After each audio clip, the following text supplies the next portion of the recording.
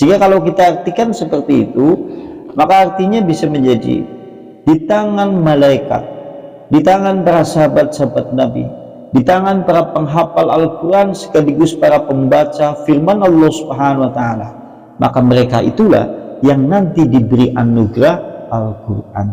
Maka tatkala kemudian kita mengacu kepada pemahaman yang seperti ini di dalam tafsir, jika Anda mengendaki dekat dengan Allah, dekat Al-Quran, maka Anda memposisikan sebagai orang yang mengemban ayat-ayat Allah, mempelajarinya, memahaminya, sekaligus kemudian menjadikan Al-Quran sebagai tuntunan petunjuk di dalam hidup, sebagai dalil yang masyhur, hudan lil muttaqin, sebagai petunjuk bagi orang-orang yang bertakwa.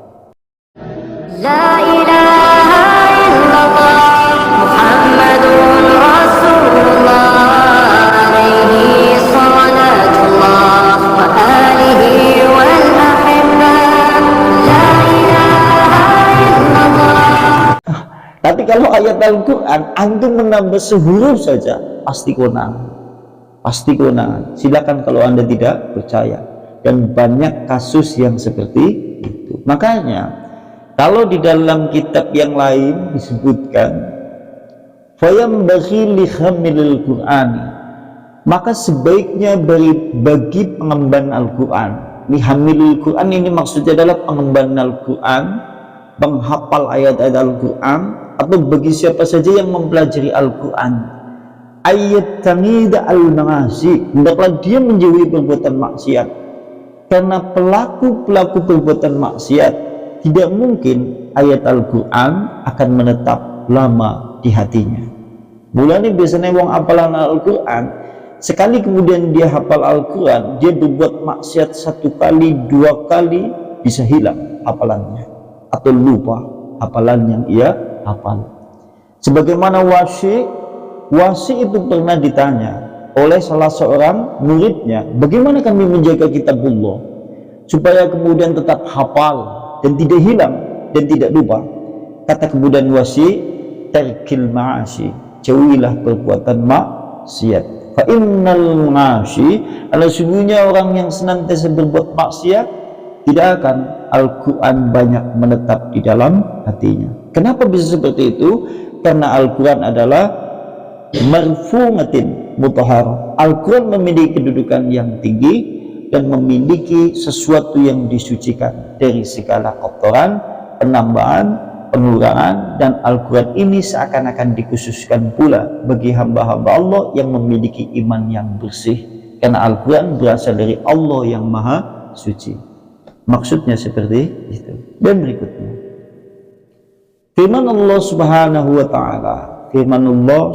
Ta'ala pada ayat selanjutnya, bi'aidi safarah, bi'aidi safarah, bi'aidi di tangan, safarah para penulis atau para yaitu perantara. Qala Ibnu Abbas, Mujahid, Wadduhaq wa Ibnu Zaid, maksud safarah pada kalimat itu adalah hiya al-malaikatu, maksud kalimat itu adalah malaikat. Berarti kalau kita artikan seperti itu, di tangan safarah maksudnya adalah malaikat.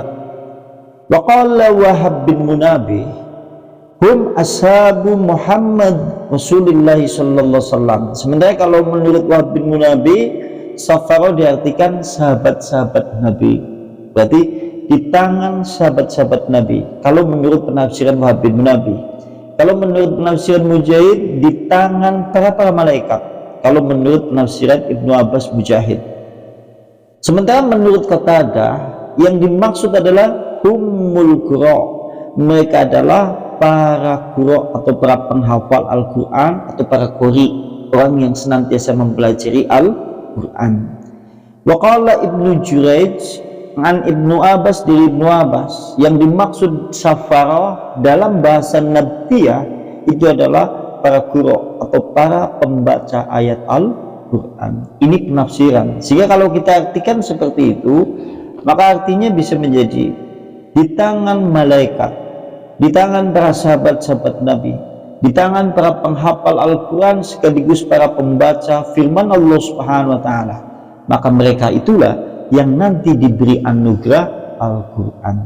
Maka tatkala kemudian kita mengacu kepada pemahaman yang seperti ini di dalam tafsir, jika Anda mengendaki dekat dengan Allah, dekat Al-Quran, maka Anda memposisikan sebagai orang yang mengemban ayat-ayat Allah, mempelajarinya, memahaminya, sekaligus kemudian menjadikan Al-Quran sebagai tuntunan petunjuk di dalam hidup, sebagai dalil yang masyhur, hudan lil muttaqin, sebagai petunjuk bagi orang-orang yang bertakwa. Dan berikutnya, waqala Ibnu Jarir, sekarang menurut Ibnu Jarir, ini pendapat yang banyak dipakai di antara pendapat-pendapat tadi yang di atas. Jadi menurut Ibnu Jarir, as-sahihu, menurut Ibnu Jarir yang benar, kalimat safaro itu adalah al-malaikat. Yang paling benar menurut Ibnu Jarir, dan ini banyak dipakai, sehingga di terjemahan diartikan bi aidi safaro, di tangan para malaikat, diartikan seperti itu. Maka kemudian Ibnu Jarir menyebutkan safaro ini adalah al-malaikat, padahal kalau kita lihat bahasa Arab, safaro artinya apa? Safaro kan diambil dari kalimat safaro, kemudian yasfiru, kemudian ada istilah syafir. Nanti kalau mengikuti pola safaro, yusafiru, kemudian syafarotan, musafir. Antum ketika mendengar kalimat musafir, artinya apa? Orang yang menempuh perjalanan. Safaroh satu rumpun dengan kalimat safir bisa diartikan Al-Quran kan? Dicoba. Bisa diartikan Al-Quran kan? Dari tafsir. Ketika Anda melihat terjemahan, di tangan para juru tulis maksudnya malaikat, di tangan para malaikat, dan bisa diartikan malaikat itu karena dilihat dari tafsir yang paling banyak dipakai. Maka Ibnu Jarir memasukkan kalimat safaro, yang dimaksud adalah para malaikat. Ketika kalimatnya safaro, karena kalimat safar ini memiliki makna dalam segi aspek bahasa Arab, yaitu asy-syafaratu yakni bainallahi wa baina khalqi. Karena maksudnya adalah menyambungkan antara Allah Subhanahu wa taala kepada hamba. Karena yang jenengane wong safar kan janjane menghubungkan satu kota menuju kota lainnya, sehingga ada istilah safar. Antum ketika safar ngedek nang omah tok ora mungkin disebut dengan safar, karena safar adalah yaitu tatkala Anda bertujuan pergi dari rumah Anda menuju tempat yang lain, baru bisa dikatakan safar. Maka yang maksud di safar di sini adalah menghubungkan antara ayat Al-Quran yang diturunkan oleh Allah melalui malaikat Jibril, dihubungkan menuju tujuannya, yaitu umat Rasulullah Sallallahu Alaihi Wasallam, sehingga kalimat safaro itu malaikat yang senantiasa menghubungkan antara Allah Subhanahu Wa Taala dengan Anda.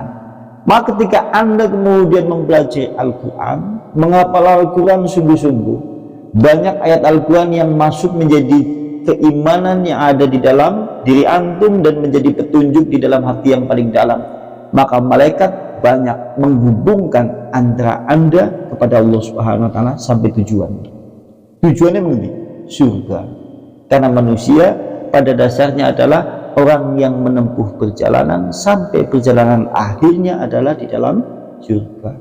Sebagaimana kata Rasulullah, kun fid dunya, maka beradalah kamu di dunia seperti orang yang menempuh perjalanan. Sehingga kalimatnya di sini bi aidi safaro, di tangan safaro, yaitu malaikat-malaikat yang menghubungkan antara Anda dengan Allah Subhanahu wa taala. Dan berikutnya,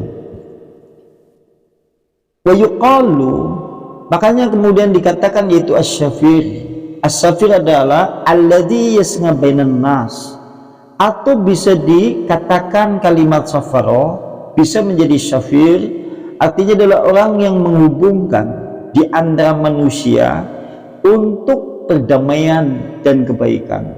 Berarti bisa juga diterjemahkan kalimat safaroh itu adalah manusia yang menghubungkan antara manusia kepada manusia lainnya. Tujuannya apa?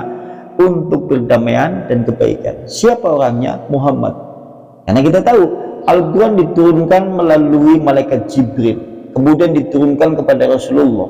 Tujuan Rasulullah kemudian diturunkan Al-Quran kepadanya untuk menyampaikan, untuk menjadi juru penghubungan atau menghubungkan antara Allah kepada hamba itu, supaya kemudian dia menempuh jalan yang damai, jalan yang selamat, jalan kebaikan sampai menuju tujuan yang dimaksud adalah surga. Maksudnya seperti itu. Sehingga ada kalimat dalam bahasa tafsir untuk memahamkan kalimat safaro.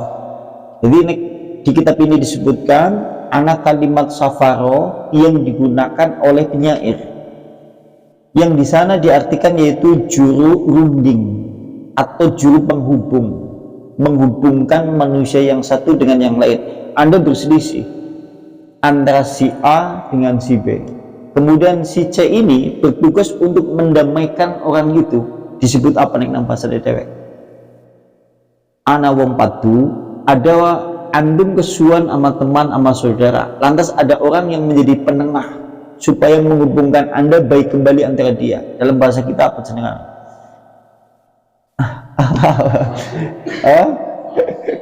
Wasit. Ya, kalau dalam bahasa Arab jenengannya safaro. Iya, antum padu kambingan cane, padu kambi bojone. Antum supaya balik mening merujuk kembali, maka kemudian membutuhkan juru runding atau juru damai. Bahasa Arabnya jenengannya safar. Nah, itu gitu. Maksudnya seperti itu.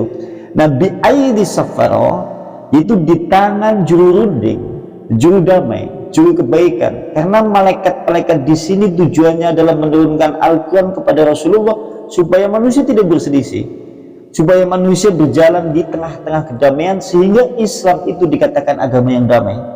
Kalaupun ada pertentangan, peperangan, lantas kemudian ada permusuhan, semuanya itu akibat dari jiwa manusia, perbuatan manusia yang menyimpang dari ayat Allah Subhanahu wa ta'ala, yang seharusnya mereka kalau berpegang pada Al-Quran tentunya hidup di dalam kedamaian yang selamat sampai menuju ke dalam surga.